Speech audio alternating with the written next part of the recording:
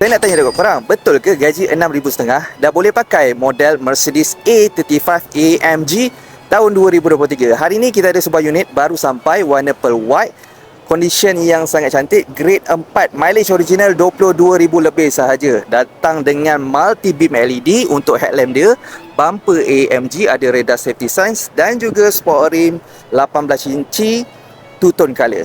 Untuk bahagian dalaman pula, korang akan dapat multifunction steering AMG flat bottom, dan juga mod pemanduan slippery ada, individual, comfort, sport dan juga sport plus dan macam A45S. Mileage original 22,000 lebih saja. Ada HUD, head up display, electronic seat, memory seat, ambient lighting, blower aircon turbine, sunroof, dan juga full leather seat berwarna hitam kelabu. Ini yang menjadi pilihan ruangan belakang yang sangat selesa. Bahagian belakang A35 pula memang sangat seksi. Real tail lights dia, diffuser yang agresif, twin pipe exhaust, dan unit ni tak ada pun untuk power boot.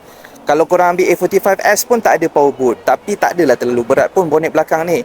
Ruangan bagasi dia boleh muat sekitar 2 ke 3 luggage yang besar. Kalau tak cukup, boleh saja turunkan seat dekat bahagian belakang ni kedua-dua belah. Jadi anda kata korang berminat dengan model A35 ini, boleh saja tekan link yang ada di bio saya ataupun isikan detail di bahagian bawah. Tapi